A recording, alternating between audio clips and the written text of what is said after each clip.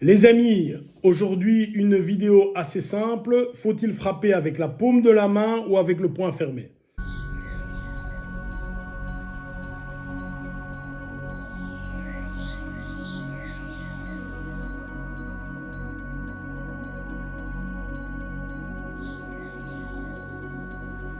Voilà, j'ai fait une vidéo sur une technique de base il y a peu de temps et j'ai quelques personnes qui m'ont posé la question: oui, mais tu frappes avec la paume de la main, pourquoi tu frappes pas avec le poing?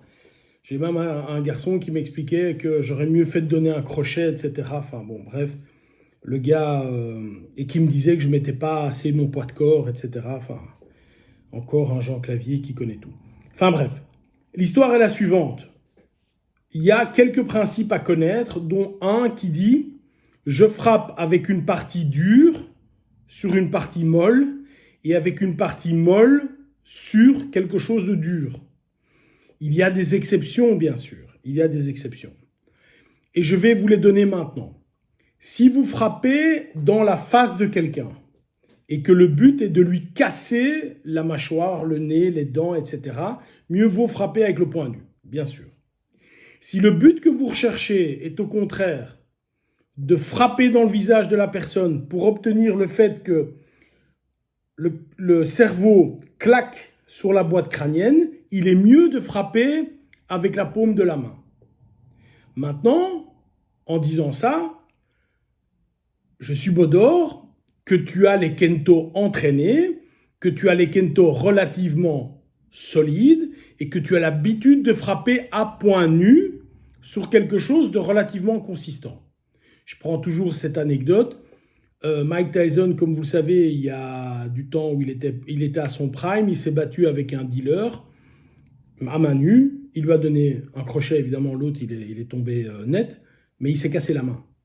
Donc, si vous frappez quelqu'un et que vous le mettez KO, c'est super, mais si malheureusement, vous devez vous casser la main en le faisant, c'est pas top. En règle générale, pour quelqu'un d'entraîné, vous frappez avec le poing, au niveau du visage, au niveau du ventre, au niveau des côtes, etc., il n'y a pas de problème. Si par contre, vous allez frapper dans la région temporale ou à l'arrière de la tête, il est mieux de frapper avec la paume. Si maintenant, tu n'as pas l'habitude de frapper, tu n'as pas les kento durs, tu n'as pas l'habitude de frapper sans gants, etc., il est toujours mieux de frapper avec la paume. Toujours.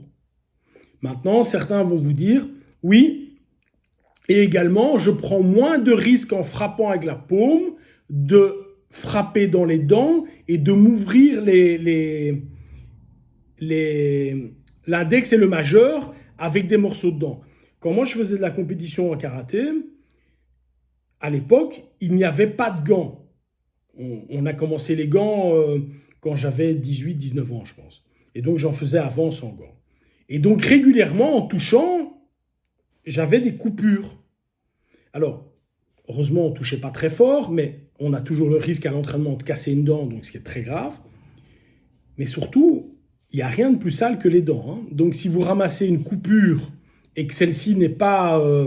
on n'a pas été maître du mercurochrome ou autre chose pour désinfecter la plaie, vous risquez d'avoir une main comme ça. Également, lorsque vous frappez avec la main ouverte, il y a moins de risque d'avoir quelque chose de cassé dans le visage. Tout dépend de ce que vous recherchez. Si vous recherchez simplement le KO, c'est parfait. Si au contraire, vous voulez marquer la personne, lui casser les os, qu'il y ait du sang, etc., libre à vous. Donc, retenez simplement ceci, une vidéo très courte. 1. Je frappe avec mes os, essentiellement sur des parties, des os non durs. Donc, les os du visage, ce n'est pas très dur. Au niveau du thorax, etc., le ventre, évidemment, vous pouvez y aller aisément. Mais si je frappe sur quelque chose de plus dur, l'arrière de la tête, par exemple, il est vraiment mieux de frapper la main ouverte. En tous les cas, il n'y en a pas un qui est mieux ou moins bien que l'autre. Les deux occasionneront un dégât différent, mais un dégât. Bye bye.